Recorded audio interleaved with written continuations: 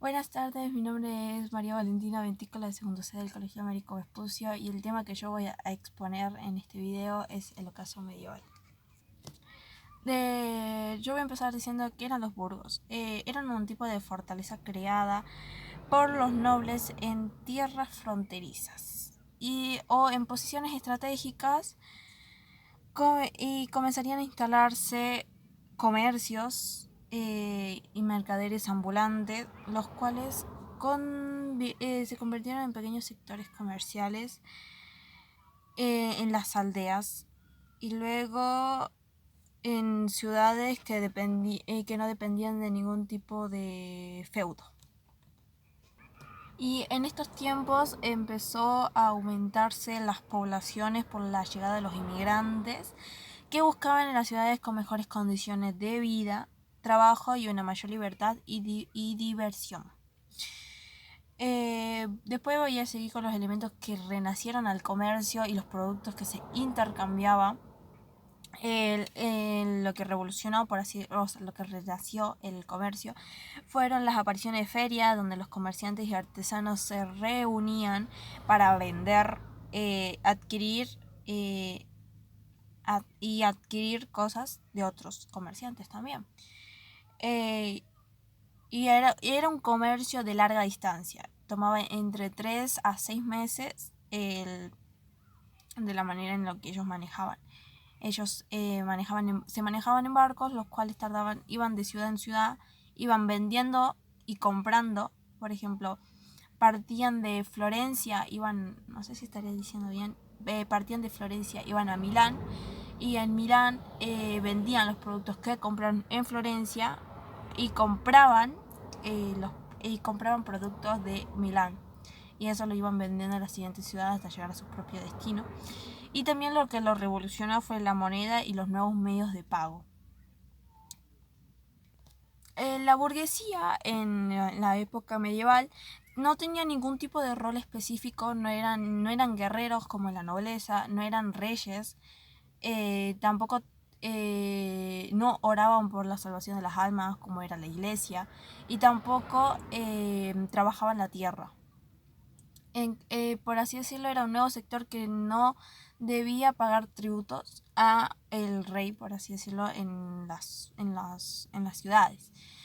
Después las cartas de los libertadores, de libertades, perdón, que eran cartas que los reyes le otorgaban a los burgueses que lideraban a las ciudades de todo impuesto feudal.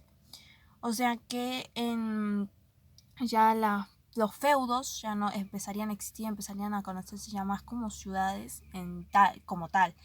Y el poder su poder se basaba todo mediante lo que es la influencia del dinero, ya no tanto por las tierras que uno poseía, sino por el dinero que uno tenía y por el dinero que uno obtenía en las ganancias. En esta época también se podía ver mucho lo que eran los artesanos, las manualidades artesanas, vestidos, jarras, etc. Y las artesanas tenían ciertas características específicas, las cuales los artesanos también elaboraban productos a mano, con pocas herramientas, como digo, por ejemplo, ollas de barro, cosas así. Sus lugares de trabajo eran pequeños talleres, normalmente eran en el sótano de su casa o dentro de su casa, o sea, un cuarto de su casa, eso era su taller. Y la gran mayoría de las veces se agrupaban en las mismas calles para vender sus productos. Hay también lo que se llaman gremios medievales, y los cuales eran trabajadores ¿cómo es esto? En los gremios medievales eran trabajadores urbanos que organizaban juntas que eran conformadas por profesionales y estas organizaciones fueron las bases de estos gremios medievales. En estos gremios se podían ver tres distintos como posturas, como sí, como 3 niveles. La primera eran los maestros, los cuales ya llevaban bastante tiempo trabajando en esto, dirigían los gremios y eran fabricantes independientes que trabajaban en sus hogares, los cuales también, por así decirlo, también eran guías de los aprendices, que en un momento ya les digo quién eran los aprendices. Y ven y eso.